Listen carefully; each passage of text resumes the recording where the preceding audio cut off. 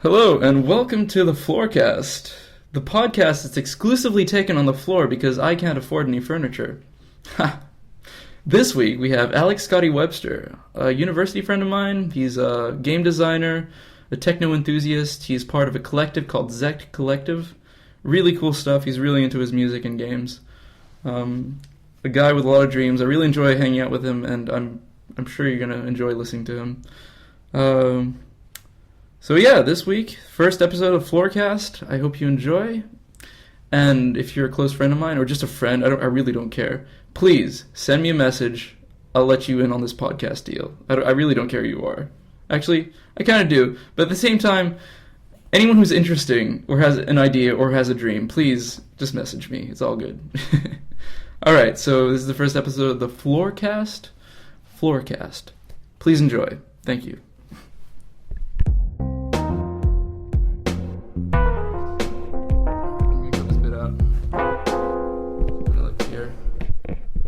Alright, cool. So, welcome to the first episode of the FloorCast. I'm here with my friend, Alex. Hey, shut up. Alex Webster. Hello. Hey, Alex. How are you going? Hey, I'm pretty good. How you going, Aubrey? Yeah, I'm pretty good. Good. I don't know why I'm looking at the mic. Just looking at the mic. I'm even like feeling myself like talk like I'm on a microphone. Yeah, like so do radio. I feel like, yeah. Hi there, and welcome back to 45 FM with a jazz is smooth. Anyway, we're here with beers, and this podcast is about my friends, people, especially people with dreams. Because there's no one more boring than someone without a dream. Exactly. So do you have a dream? I have lots of dreams. I dream too much almost. Yeah, no, I've got lots of dreams. I've got lots of ambitions. Kind of in this period of my life now where, you know, we're sort of in our early 20s. And it feels almost like, you know, if we don't start acting, like, our 20s are just going to slip by, and it's going to be like, we're 30, it's like, what have I done with my life? But I sort of feel like now, I know that's cynical, but at the same time, it's like, I just feel this sort of sense, like, I've got to really get going. Yeah, it's strange. I just feel it's like, wow, you know, push yourself, get out, you know, because it's like, the end of this year, we're graduates, so... Yeah. And like I kind of feel like, well, what do we got to show? I feel the same thing. I feel like, oh fuck, like everything's gonna end this year. Yeah, exactly. And it's kind of like you then at that stage you have no excuses not to try your hardest. Yeah. I made some questions last night. I know this is like really kind of dumb, but you know I was like, oh, that's cool. All right, so I heard you worked on a game called Exobio. Yeah. Can you tell us a little bit about that game? Exobio, that was... I think I worked on it with a certain someone in this conversation. Oh my god, really? Oh, it must have been a good game then. Must have been. 10 out of 10, IGN. Exobio, I loved that project. I had a lot of fun with it. There was a lot of headaches with it too, but like that was part of it. Yeah. Like, we had a big group, man. That was the problem with it, you know? It's just like... It was fantastic, and we had these great solid ideas, but just there was no like kind of steering. Like I kind of felt like I should have bossed around more because it was like there needed to be this more direction with it, you know, because it had this sort of like Frankenstein effect at some stage where it was like there was just so many visions, so many ideas, and it was like clumped onto each other. Yeah, exactly. It was fucking stupid. Yeah, it was. But we learned a lot from it. Yeah. Dude, I'm kind of like I don't know. It was a good game. This is a little too clusterfucky. I feel that the viewers, sorry, not the viewers, the listeners at home there don't have any idea of what Exobio is, so I'll do a quick pitch then. Okay, go. So Exobio was an exploration game where you worked on this alien planet, and the idea was you were surveying alien life, so you do that by taking pictures of them, and when you took pictures of them, you gained some of their abilities, and it sort of just further kind of helped the exploration process because you could get their abilities like jumping and hovering, swimming. Yeah, it's a game, Alex... Scotty, Webster, and I worked on. Pretty much. Yeah. If we were to give it a super short synopsis, it would be like Pokemon Snap 2.0 in space adventure. Woo! Okay, I got a bunch of other a bunch of other questions. They're not very good though. That's fine. I'm gonna ask you anyway. So, Alex, what are games? Ooh. No, you don't have to answer that. That was like way too broad. Oh, okay. It's an I'll try and answer it. No, okay, go. I feel like kind of games now. I mean, the example I like to use is like if you look at electronic music, right? Yeah. So electronic music started, and it was dance music, and it was electronic music. Yeah. And that was just like this one genre, and it was just catering for this electric sound. Yeah. And everyone was like, oh yeah, it's electronic music.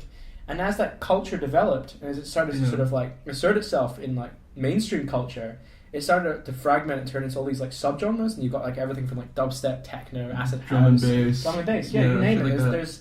There's probably over 100 dance music genres. Yeah. So I feel like games now are in a stage where like that'll happen. Like as technology gets more accessible, like a whole bunch. Absolutely, more, and I feel like this sort of term of games is not redundant, but it sort of just explains this whole field. So I think games are so broad now that it's just like there's going to be so many genres. It's a very complicated narrative. Like you can do so much with it. Yeah, exactly. You can say such a huge story.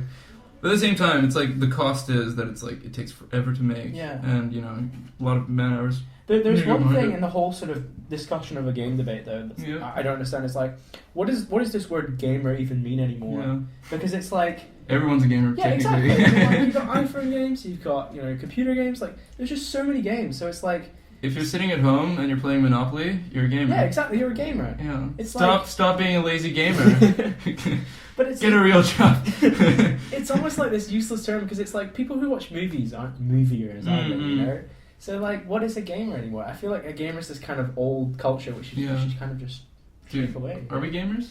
Do you think so? I mean, I am a gamer. We're I'm game a hardcore artists. gamer. I just nowadays I don't call myself a gamer though. I feel like it goes without saying almost. Okay, cool. All right, I got a bunch of other questions here. They're not good, but I'm still gonna ask you. Are you I ready? like bad questions. Yeah. Oh, you're Scottish? Yeah, Scotty. Oh, you're Scottish. yeah, I'm Scottish.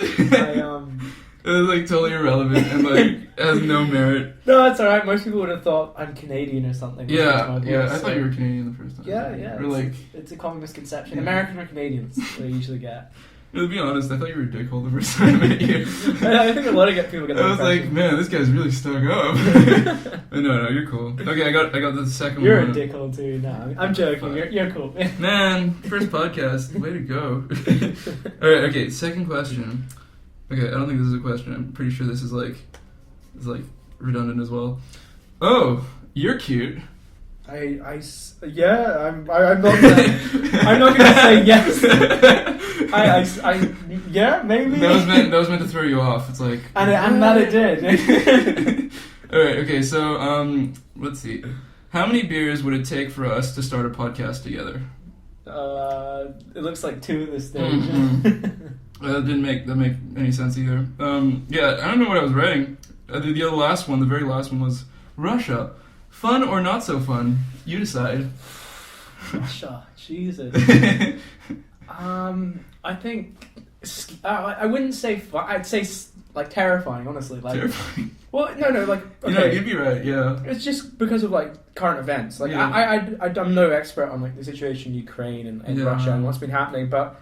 Putin kind of scares me. Like a lot of people are like, it's World War III in the making. Oh, and I sort of I can understand that. Because it's just like the fear, Yeah, exactly. Mm-hmm. Like, I mean, Putin's just like he just has so much kind of hold over Russia, and like he's got all these sort of like, little hidden wars. Like if you look at the Ukrainian situation, there's like these pro-Russian separatists, and like that's just the fucking Russian army. Like he's paying those guys, like.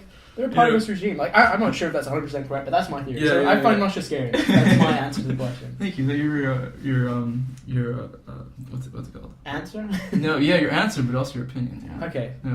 Yeah, that was totally irrelevant. We more have to focus on like games or like your electronic music and stuff like that. Yeah. So where do you want to take that? By the way, is there anywhere you want to be in like 10 years? Like, what's your dream? Like 10 years from now. My dream. Yeah. 10 years from now. You're in New York or some shit, Canada maybe. Okay. What are you doing? Who are you? Honestly, my biggest dream is like finding a way where I can merge game culture and electronic music culture together in sort of like an interesting way. I mean, like sure we've got an installation around, we've got games like Hotline Miami with like incredible electronic music soundtracks, and you've got like games like Proteus and like the upcoming Paranautical, I think that's the name of it, which is David Konega's new game, and I've forgotten another team, but that's a fantastic game. It's basically like a music visualizer game. And I think that's like a really interesting place to take with games. Okay, cool. So if I want to... Alright, so 10 years from now, yeah, you're sitting in an apartment, you determine how big it is, or you determine what's inside, okay? Every day you go off and do something. What's your dream? Go.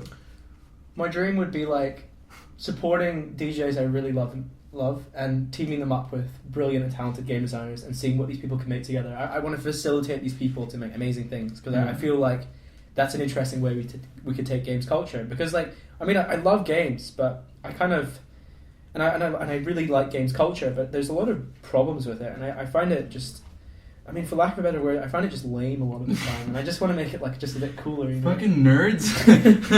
No, it's You're making it not cool.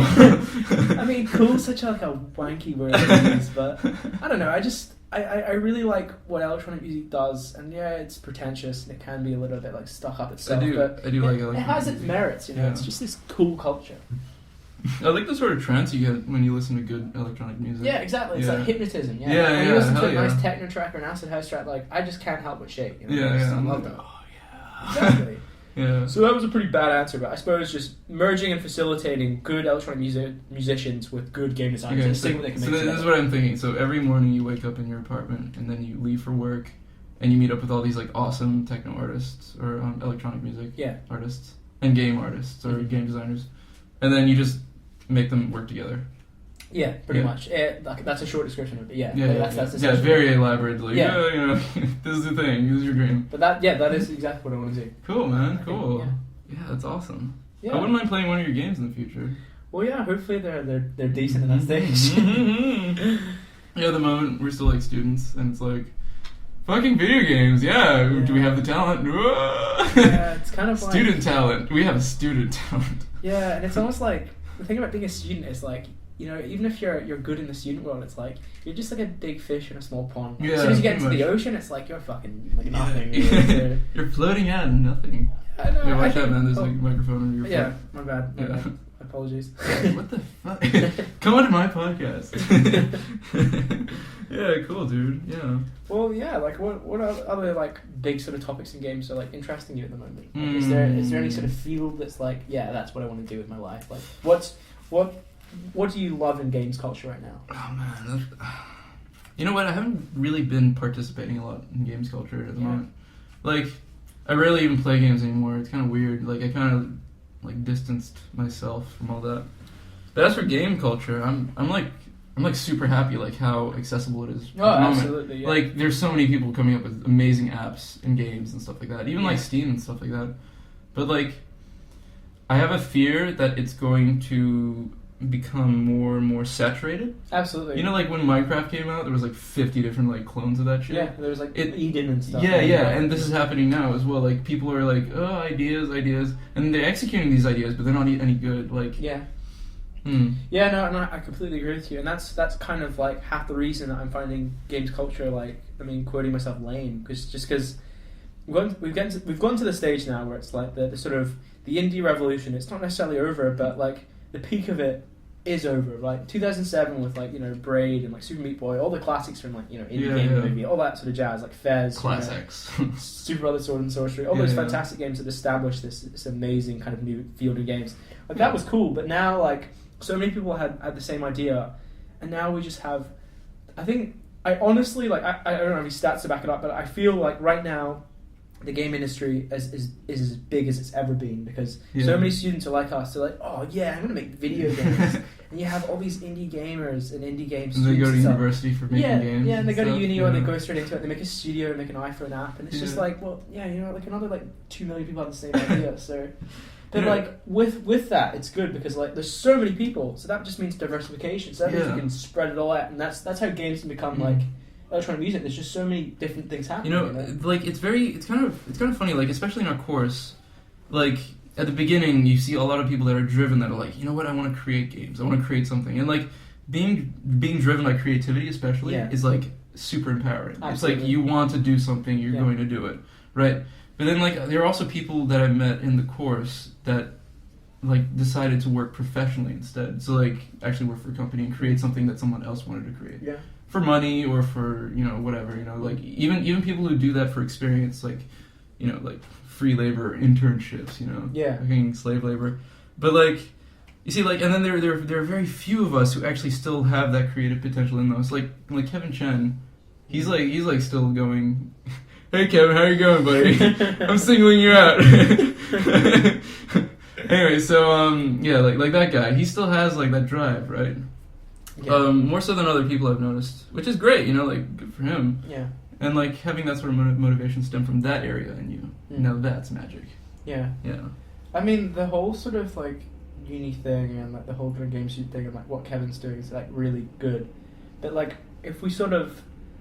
I mean, like, when I joined the game degree, and same with you, like, we joined it, like, not really knowing anything about games. So when we enrolled, like, it's also, like, fascinating and interesting. Yeah, I didn't know shit. I was like, oh, let's do this. Yeah. But what it did is it gave us this, like, just understanding. Like, this understanding of the industry and kind of equipped us. So at least we have this kind of entry-level understanding, and at least we have a clue where we're going. Yeah. People like Kevin and some other people in the course, they kind of like, oh, a game design degree, that's exactly what I need because I design games. Yeah. They come into it expecting like they're going to learn how to make fantastic games, and some subjects teach them that, but they've already covered all of those basics, so like the course isn't that interesting for them, and I understand why some of them leave and kind of don't learn anything from uni, you know? Mm. Yeah, I understand as well. Yeah. I mean, like, the people I meet in uni are part of the reason I stay. Like, you meet people like Kevin and stuff like that. Yeah. Which is great, And Kevin, I've said your name like 50 times now, so hey. Like, that's kind of the beauty in uni again. It's like, because you meet people like him, it's this like fantastic. Like, that's the main reason I like going to uni, and like that's the main reason I'm taking my time about it, because it's like, it's just the fact that I'm there and like I'm with all these creative people, and like I can feel that energy and I can see all these people making amazing things, and it just motivates me further. Well, if you're at home and you're like an build your dream, man, build your fucking dream, dude. Yeah, and like you do it, but it's hard to get the energy every day to pursue that, So by being at uni and seeing other people like pursue their dreams, it's like, fuck yeah, I'm doing this, like it's like I'm gonna hate myself if I'm like fucking 40, I'm like working in an office and going, 9 to 5, I don't have a dream. Exactly. My dream is to die in a coffin. I just don't understand that shit. Like, fuck, like the professional life. Yeah. Fuck. Well, that's why like right now the main theme is like having a dream, which exactly, yeah. And it's like super important. It's important to have a dream, I mean, without a dream, you sort of have no purpose. I mean, you can kind of just do your routine every day, and it's like, well, why am I doing this? Like, what's it leading to? Yeah, it's like, you've always got to have that goal, because it's like, what's the point in anything if you don't have a goal to aim towards? Yeah, fair enough, man. Fucking gnarly. I'm interested in what you were saying before about the university thing, because it's got me thinking further, and I feel like there's people maybe in the same boat as us, which maybe can't afford a degree, and maybe they don't want to do a good degree, because a lot of game designers, prolific game designers say like, oh, don't get a degree, they're a waste of time. And I agree to that to some extent. Like, it's not teaching you quite what you thought, but what it's done is, like I was saying before, you're in this sphere of just amazing people all doing the same thing as you. Yeah. And that's but awesome. you have to go find those people. Yeah, exactly. Yeah. And like, you don't have to get that through a uni degree. You get that through community or just collaboration. Yeah. But if you're ever working on an independent project, like I totally encourage that, because it's like, it's so hard to stay motivated in your bedroom just working on your thing, Dude, just like jerking off all day. I'm joking. Where are you? That's why I have two screens. Nah, I'm kidding. I'm working on Unity and jerking off. It's great. I can do two things at once. No. Fucking hell, man. Yeah, like since coming back from my holidays, like I've been like really motivated. To do stuff. And it's good, dude. Fuck, this is like part of the reason I'm doing this. Yeah, and I was like, man, I'm gonna make a podcast. And then it's gonna be awesome, but like I never fucking like got the balls to actually do it. So now I do, and here it is. Pursue your dream, like even if like FloorCast 2014. Just fucking go for it, like seriously, like whatever you want to do, just do it. Yeah. That's harder. That's easier said than done. Yeah, like, absolutely, it is. We got so much fear stopping us. It's so stupid. And you can use that fear as a motivation, though. It's difficult. It's like you're holding in your hand. You're like, oh, I need you to get through this, but you don't really need it. I think there's like two sides of fear. There's like fear of like you're doing something and people like not understanding or laughing at it, and there's the other fear, but it's like more like regret. The regret of never doing it because you were too scared. I mean, just use it as a motivator. Like, regret's just the worst feeling. It's worse than fear. Yeah, that's true, actually. I almost, regret not trying as hard in the first 2 years of my degree. That was just like a fucking... You can't really help that, can you? Yeah, even now. It's part of maturity. Yeah, you can't really go back in time and change that. Yeah. Although, you can change yourself now. Absolutely. You can find your feet. Sorry, beer. Fucking motivation. Is there any... Random question, but is there any massive, well, not massive games, but is there any games that are really interesting you at the moment? What's something that you're like, whoa, that's I told you that I'm playing Ridiculous Fishing, right? Ridiculous Fishing is an amazing fucking game. It is insanely good. Hey, it's got me hooked. What the fuck? That seriously that game though is great. It is like hands down the best iPhone game. No, actually, and it is so well paced as well. Like every item is like specifically there for like, you know, you're meant to reach this item at this point in the game. Yeah.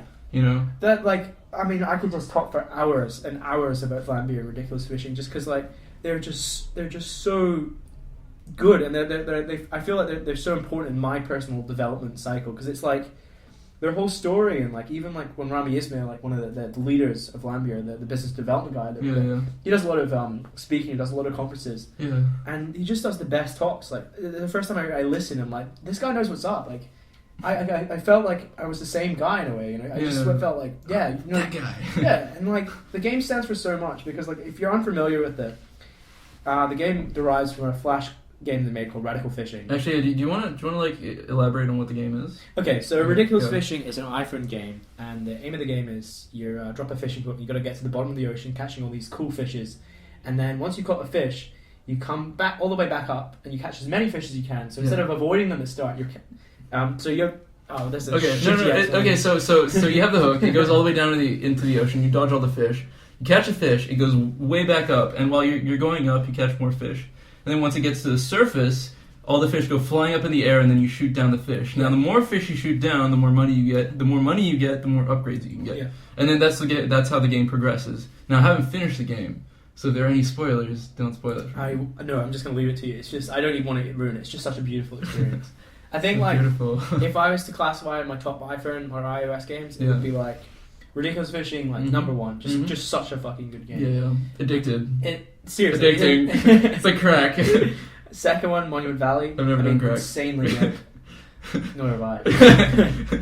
Okay, go. So Monument Valley. Monument Valley is the second one, and then the third one I'd probably say, just because I'm such a fanboy of it, Super Brothers. I knew you were going to say that. Yeah, it's just so beautiful. I love you, Super Brothers. I do, man. I seriously.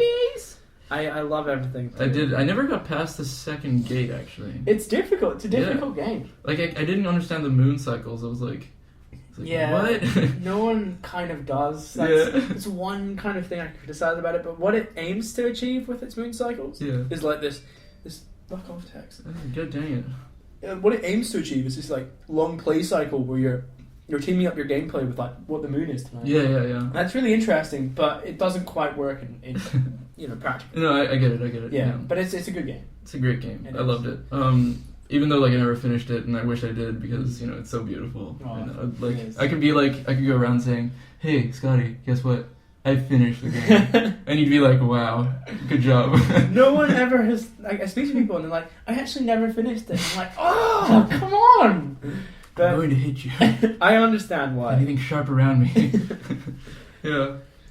So I spruced up my room. Do you like it? I really do, actually. I really like the Japanese posters. Yeah, it's a Japanese theme. There's it's got this nice minimalist value to it. I dig it. Well, at least it's more like fleshed out than my before I had nothing up. Yeah. And it just looked bare. So now it's like, hello, welcome to my room. This is what I need. I mean, my room, like, I just went too minimalist with it. I have no paintings on the wall because I'm like, oh yeah, white's my canvas. Like, being a pretentious wanker that I am, White's my canvas. I should check out something. I should get, like, some cool prints. Some Monument Valley prints or something. Oh, yeah. Do it, man. Do it. Although, I don't know where you're going to find them. Or you can, like, print them out yourself. No, they're selling them now. What? Yeah, they're selling museum quality. Hey, listeners at home, listen. Go, like, we're plugging this in. Go buy yourself some prints. There you go. Yeah, there you go. Just, fucking... Yeah. Buy my prints. Yeah, anyway, so Monument Valley, I never really played that game, by the way. Is it good? You know, it's funny, I've played a couple levels of it. It's on my dad's iPhone. I've got a crack on my iPhone screen, so it's kind of a ready. Your dad picks it up, he's like, what the fuck is this? But that's interesting, because I bought it on this phone. I played the first 2 levels, and I'm like, I'll come back to this. Yeah. And I am in the process of still playing it.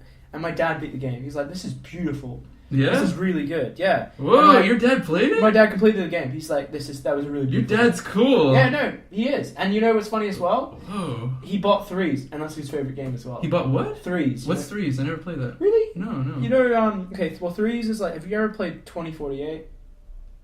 Oh, is it that thing that you like drag? Yeah. Oh, yeah. Well, I'll just clarify, 2048's a shitty clone. Yeah. Threes is the real deal, so by all, just fucking get it. It's amazing. Fuck. So Threes is... Everyone was playing that game for a while. It's so good, dude. It's amazing. I'm super stoked that your dad actually played the so game. was I.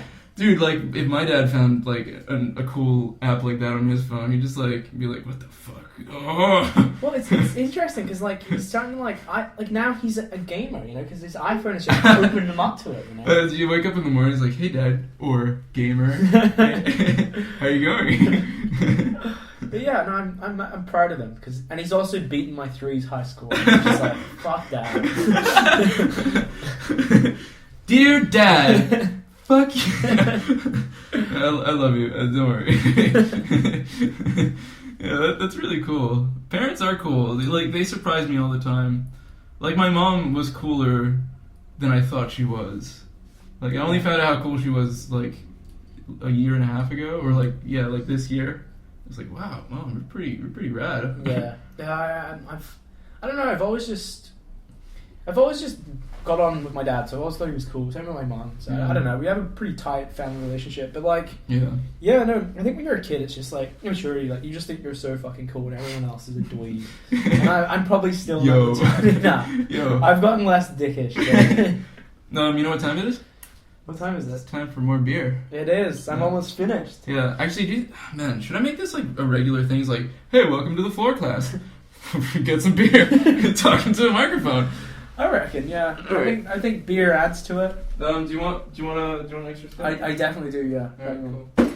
Alright, so bottle opener please. And we are going round 2. Alright. So what other big topics are interesting? Well, basically I just wanted to get you in here because I know you're driven. I know you have like a vision at least. Mm-hmm. That's like more than most people. Yeah. Here you go. Cheers, man. Hey. Thank you again for inviting me on this. No problem. Hey, you're doing me a favor. This is the first episode of FloorCast. FloorCast, trademark. You know why I'm calling it FloorCast, by the way? Because we're sitting on the floor. No, you're not technically sitting on the floor. You're sitting on my bed. But the reason I'm calling it FloorCast is because I can't afford any furniture. So we're technically going to have to sit on the floor. You know what I kind of like about this whole thing, right? Yeah. It's like, if I was to ever do a podcast, or if anyone else would, they'd say, oh yeah, I can do the studio, I need like a mic set up. Yeah. But you're just like, fuck it, I'm just going to go for it. And I like that, because it's kind of like so grassroots. Like, yeah. Well, I don't feel like...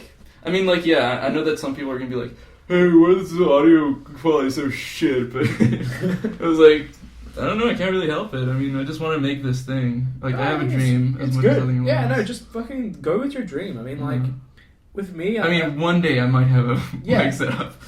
Depends how well this thing goes. I kind of admire, like, that you've just gone with it. Like, you're just going with it. Like, with me, it's like, I'll think of an idea, and, like, it takes me, like, 6 months to polish it before I'm ready to, like, actually show it to people. Really? Yeah, I just... Oh, actually, no, yeah. It's like, you feel vulnerable? Yeah, I just feel like you're not seeing it at the right point yet. Like, it isn't done. Yeah. You know, it isn't Or it's done. like, if she says this, I'm going to say that to her, because it's a good idea. Yeah, and it's like, I spent 6 months of thinking on it, and it's like, no, I understand it, but like, it's not at the stage where like I can communicate those thoughts to you. So you're looking at it and you're like, I don't understand it, and like, I don't know. That's just like my whole like creative process. Really, it just takes too long. I made some cartoons before, and I put them on YouTube. They were very cool. I really liked them. Which ones? Just all of them. The whole philosophy thing ones. The philosophy things ones. Are you talking about the ones where they're sort of that blue kind of tone? Oh no. I'm talking about the philosophy ones. Oh, right. Oh, thank you for... Yeah. Well, I like them all anyway. Like, I've kept... That hits me right here. No. In my heart. What is it? The philosophy ones. That was like a creative process. I just like did that, and then I just released some of that thinking. And then like I just felt like really vulnerable because like I was like talking about like something I'm really sensitive about, like something I'd like talk about with someone if we're like in deep conversation.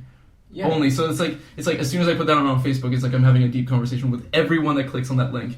So it's like, oh Jesus, that's fucking balls though, man. Yeah. Because it's like that's true kind of expressing yourself through your art. Like, and I can't do that. For me, it's like I've got to build up this image to present to people, and that's how people will see me because I've constructed this image. Yeah. And I can never like. I feel like. Oh, you know what?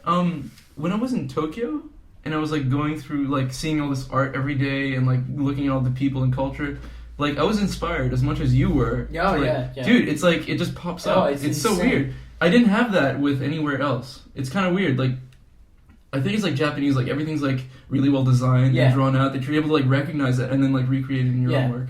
I think it also has something to do with like the fact that they were so isolated, so they created this own culture and their own style and like graphic design, even, you know. Yeah. And then when you go there, it's just like, whoa, because like you're so used to seeing like Western graphic design and Western everything and like just some Western is nice. It is, and I completely agree. Like there is some nice Western stuff. But going to Japan, it's just like, wow, this is refreshing. This is so cool. Some of it's like crazy as well, which is amazing. It is, yeah, because like no holds barred. They just fucking go for it with everything. That's awesome. You know, have you ever seen? Oh wait, yeah, I went to a sex shop in Japan. That was like really real for me. Yeah, I wanted to buy you a hentai shirt, but you know, like, and I didn't find another one, so I was like, damn it, you know. I just got one online. Yeah, do it, please. Like, if you're wearing it out in public, it would be amazing. I would kiss you, seriously.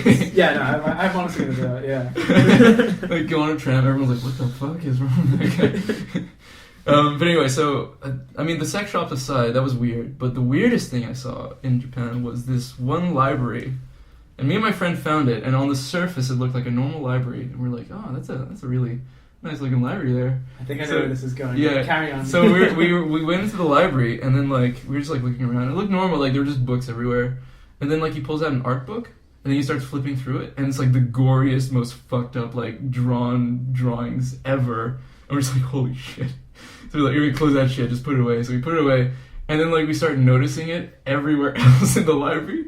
And it turns out that we walked into like a library that was like specifically catered for people that like that sort of like fucked up, gory, sort of like weird, psychedelic, like, fucked upness. I swear it has a name. It's like I don't know because it was like borderline horror as well. Like they were like horror novels and stuff. It's cool because like no one would kind of dare do that in Western culture because like we have but like that's what's cool with Japan. They're like their sort of ideas of normal. Not normal. They just go for whatever, you know. Yeah. And there's still these lovely kind of just giving, nice people. Like, they're just so polite, and it's like their culture is just so wild. Like what you know? They're apparently really racist as well. Although I never experienced racism. I heard about the same thing. I think it's more just like because I was having a conversation with someone when I was in Japan about it, and they were saying that like there's like two sides to the country.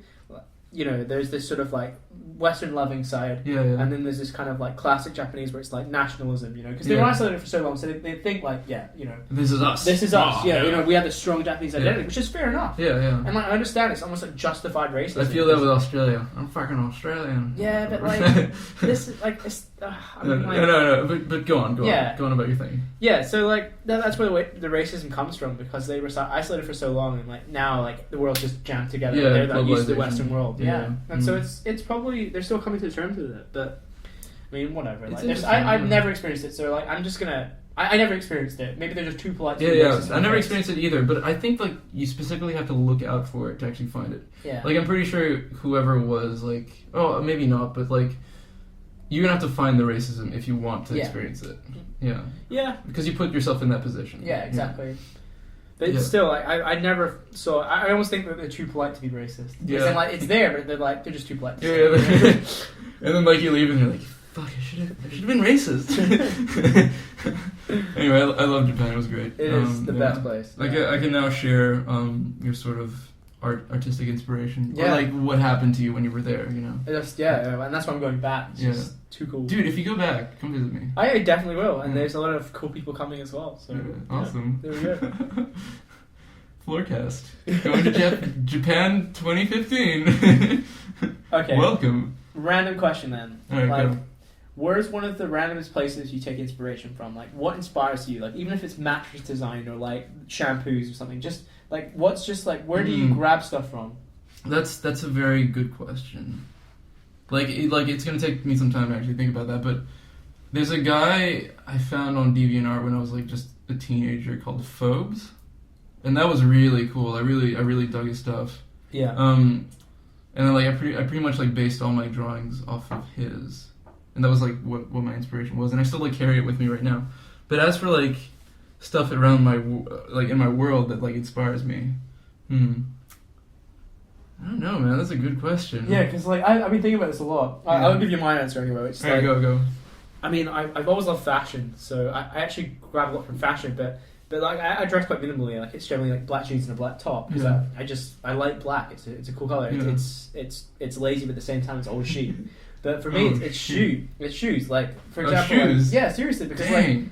I mean, like it's like Pixel art, right? So when I do Pixel art, for the listeners at home, Alex here is wearing some Air Max. Air Max 90 infrareds. They're 90. They look really fucking sweet, by the way. Yeah, they're one of my favorite pairs of shoes. Like candy pink on the bottom, or like bright candy pink. Yeah, I think it's called classifies itself as infrared pink, whatever that means. Okay, yeah, whatever the fuck. But what this is what interesting. Like when I do my pixel art, I'm a pixel artist, by the way. I'll draw a color palette. And with shoes, there's clear color palettes. There's like 5 colors. So I look at my shoes and I'm like, holy shit! Like there's only 5 colors there, and I grab them and I start painting with that. I'm like, no wonder they chose those colors. So they're great. Yeah, nowadays I don't look at people's faces. I look at their shoes first, and I'm like, oh, sweet color. Do you judge people off their shoes? Sometimes I do. You know, like people say that to me. They're like, you better clean your shoes. They judge you off of that shit, and then actually my mom told me that, and I'm like, Mom, fuck you. My mom told me the same thing. Oh, moms. I just like shoes. So if someone's wearing a good pair of shoes, I'm more inclined to be like, speak to them or something. Yo, you have nice shoes. Thanks, man. Yeah. I wear boots. Do you like my boots? I actually do, yeah. I do like boots. They're like black clothing. They're understated, but they're always going to be cool. Yeah, they're always going to be cool. I really hope so, because if they become uncool, I'm in like a pickle. I'm going to have to buy new shoes. Yeah, exactly. I was gonna like talk all about these shoes and like shoe leather, but that'll be like a 20-minute tangent. But anyway, like listen, now 10 minutes of shoes. FloorCast. There's so many shoes I want to buy. It's ridiculous. Dude, I don't know. Like for a while, I was like, I don't need anything. Like I'm perfectly fine. Like consumerism, whatever. But then like I got some money and I was like, you know what? I could buy shit. Yeah. And then you kind of like get stuck in the hole. You're like, man, this like I could like make things pretty now. Yeah, exactly. With money. You know, but yeah, no, I'm happy. Good. Yeah, man. So yeah, how's your new game going along, by the way? Yeah, it's pretty cool. I'm working with Ruben and Matt Daly, so Ruben Covington, and it's really good.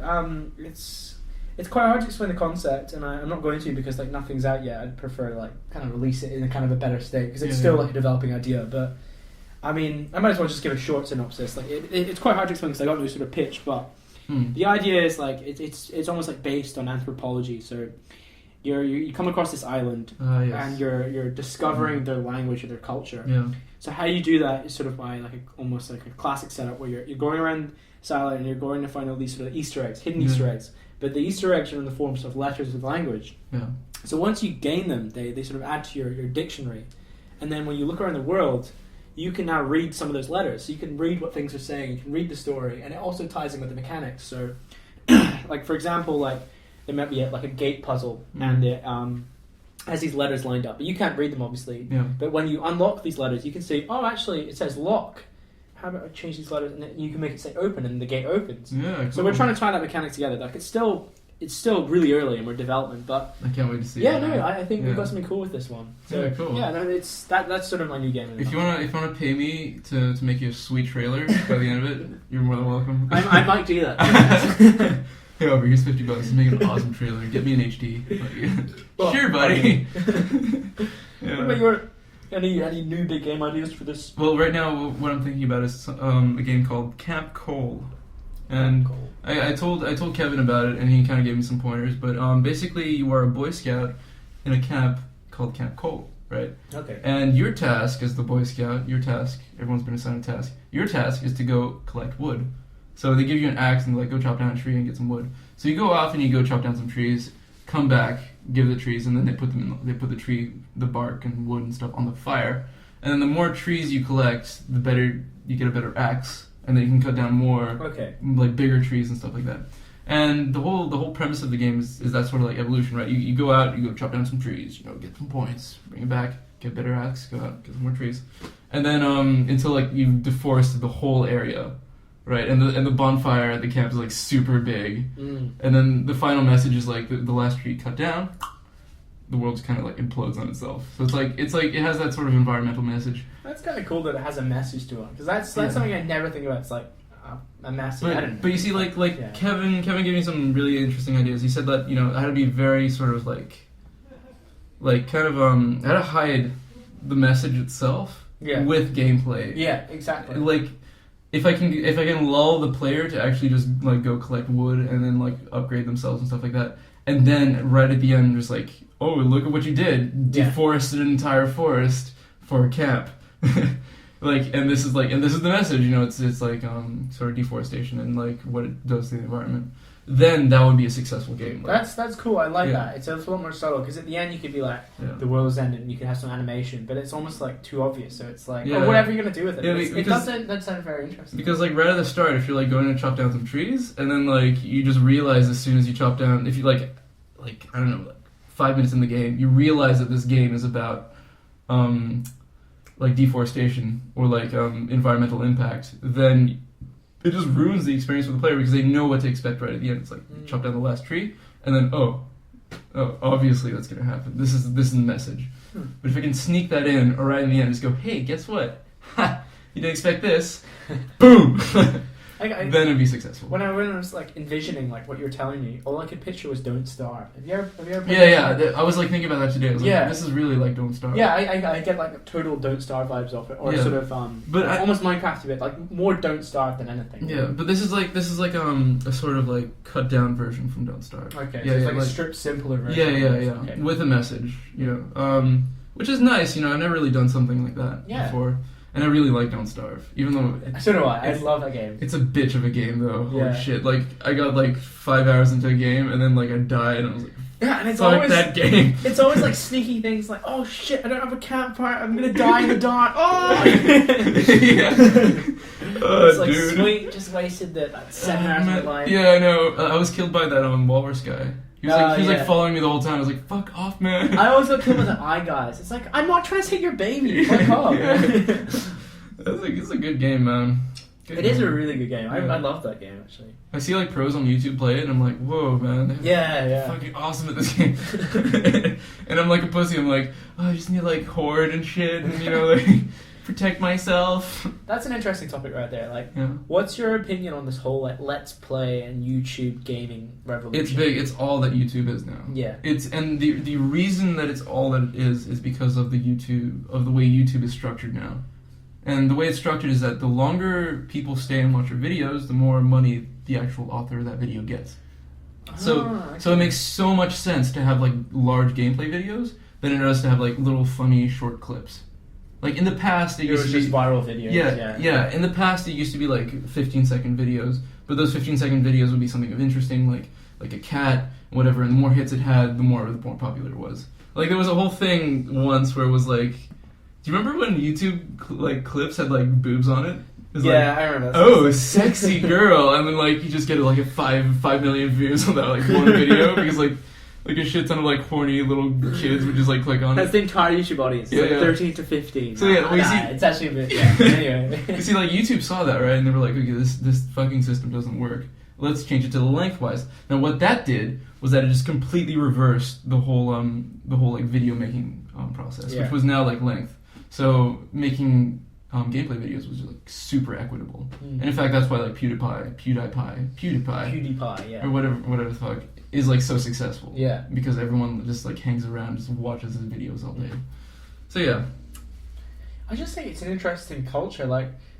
I personally was never a big fan of it. I watched when I used to play World of Warcraft a lot. I used to watch raid videos because it was the best place in the world, killing a boss before anyone had seen it, and we'll probably not see that boss in 6 months' time. Yeah. So I used to find that really entertaining. So with certain games where it's you can see the pros do what they do best, or you can see what just professionals just being the best at the game. That's really cool. But the whole kind of just average gamer kind of doing Let's Players and these almost just too loud personalities. That's what sort of annoyed me. But then My brother, by the way, I'll do a little pitch for him. Oh, yeah. Stanford Plays Games. He's Stanford Plays Games. Go check him out, guys. Go check him out. He makes some cool YouTube videos. Yeah, he showed me this culture and he was explaining to me, and I started to understand it a lot more, and I started to appreciate it a lot more. Yeah. And it is interesting, but I think there's a couple of problems that have been arising soon. Like I've been reading some articles about it. YouTube's changing their formula now. Well, there's that, but there's also this thing at the moment, right, where it's like, okay, so PewDiePie will play a game, and if he plays a game, he'll get like 6 million views. That's 6 million people advertise. He's advertising for these game companies essentially. Yeah. So now we're at a stage where game companies are kind of caught onto that and okay, and they pay people to play their games through a Let's Play. Yeah. And then it's this whole ethical question. It's these players should be playing them out of passion, not because hey, dude, you gonna pay me to play your game? Yo, hey, guess what? Give me some money, I'll play your game. And then it turns into a bidding war because it's companies with enough money can just buy PewDiePie or the biggest biggest Let's Players. Yeah. While starting indies like us, say if we put up Exo Buyer or something, no one will play. Yeah, because they're because we can't afford anything. Yeah. Hey, guess what? Come on, buddy, play. Come on, I'm not playing this game. I've got 20 other efforts, and they're giving me $100 for video. Yeah. Some guys paying me $50 to play ridiculous fishing game. What are you giving me? Fuck you. Okay. But yeah, man, it's an interesting world. I think I forgot what it was, but there was some recent changes on YouTube that made video gameplay actually less equitable, and then the whole community just went nuts. Obviously, I forgot what that detail was, but it happened, and I don't know. Oh yeah, that's right. It made the most popular channels on YouTube more popular, and the less popular ones. Yeah. It made the ones that were the creme de la creme more creme de la creme. I think I've seen that now, and it's you're on your home page of YouTube, and they're advertising PewDiePie. Oh yeah, the most recommended videos. Yeah, exactly. That's it. Yeah, and it's what happened with the underdogs? Yeah. How are they going to make that? See, right at the beginning of YouTube, the genesis of it was it was perfect apparently because everyone had the same sort of advertising. Yeah. So there was no difference. But then obviously YouTube came up and they were okay, well we're a business now. Yeah. And what we're gonna do is we're gonna advertise the channels that make most money for us. And so that's it. I remember what it is. It's partnership. So if a YouTube channel is getting enough views, YouTube / Google will partner up with them, and then they put them on their homepage. So of course this guy's just gonna skyrocket now because they're on the homepage. Yeah. So it is difficult for underdogs to come up, but it's I don't know. My brother he's only 16. I'm not sure actually. I'm so jealous of you. But he's killing it. I remember awesome. his channel was 50 subscribers. Now it's 3,000, 4,000. It's just been a slow process, but it's just I'm getting it, and as he experiences this, I'm following him, and I'm starting to find this world a lot more interesting, and I'm understanding it a lot more. Yeah. And how it's going to be a major part of gaming in the next X years. Of course, man. Especially with what's it called? Just advertising or exposure. That's it. Yeah. Exposure is probably the perfect word for it. Yeah. Exposure. Yeah. I mean, if someone on the other side of the world sees your game and then plays it, and then hopefully other people on that side of the world plays it, then you've done your job. It's amazing. Yeah. Globalization. Well, it's kind of cool because it's Rami Ismail said this, and it was yeah, you're exactly right, dude. Again, just clicking. He was just this rad dude.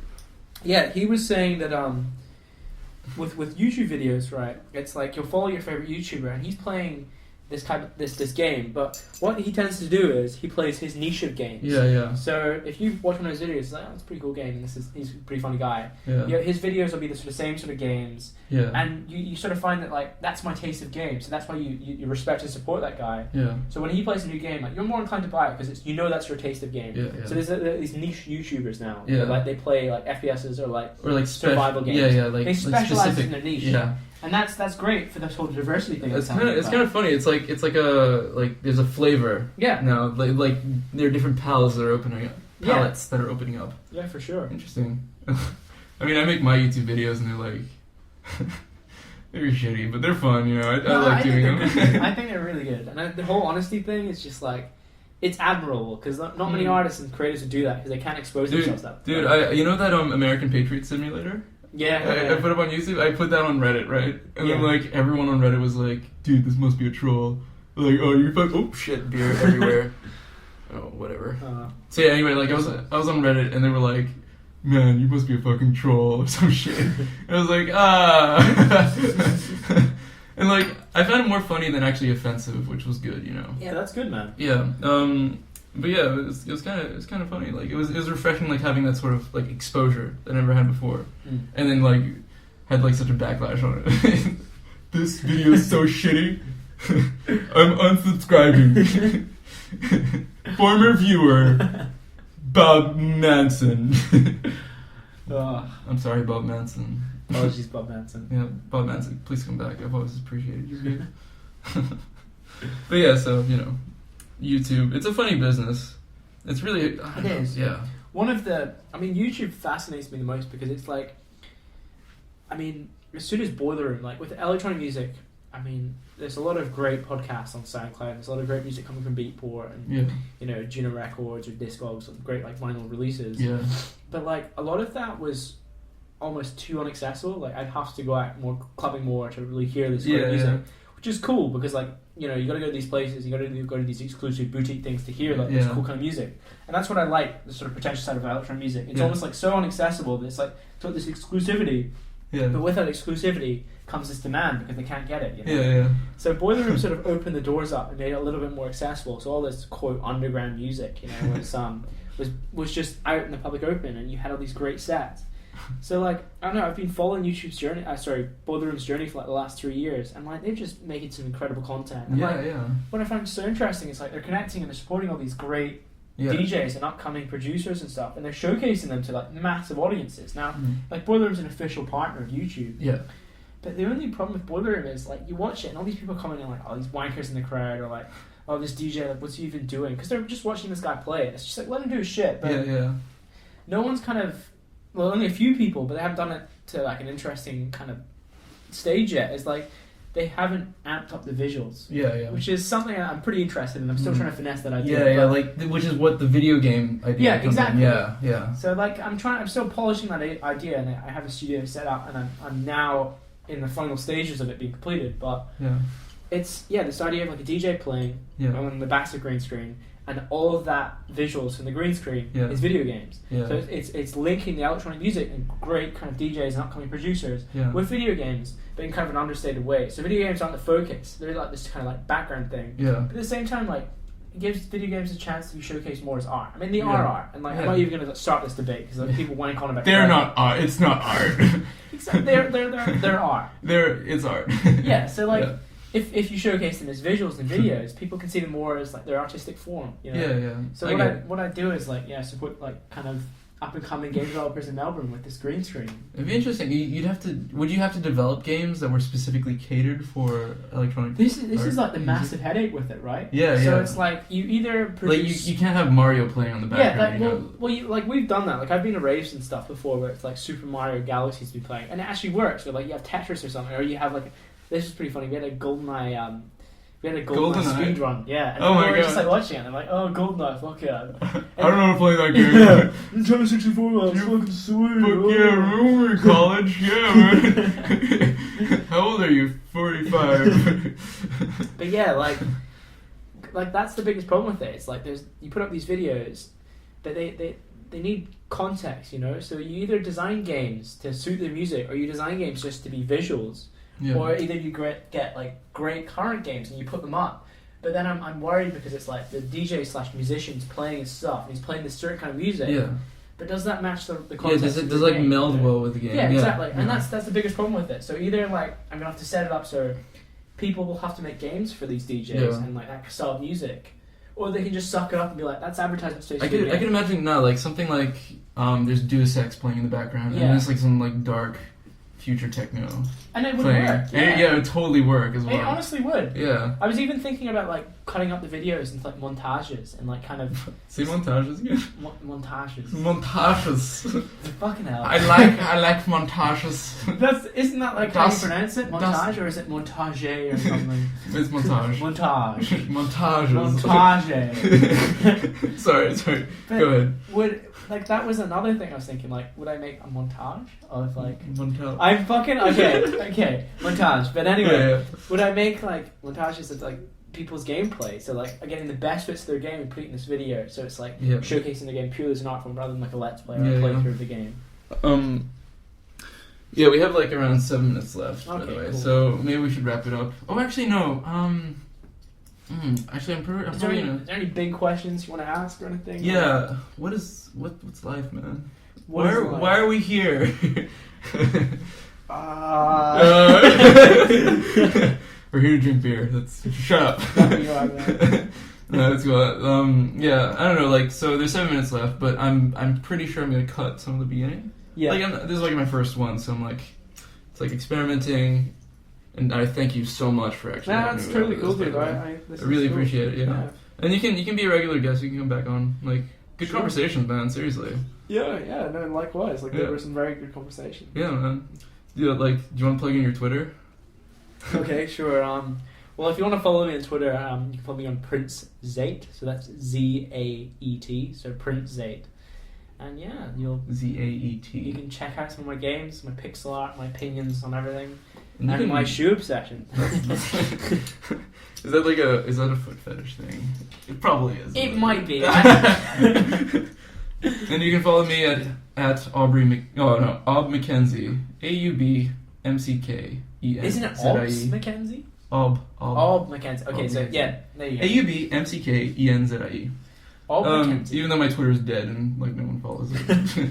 Those 50 tweets there. Dude, man, I have like 100 tweets.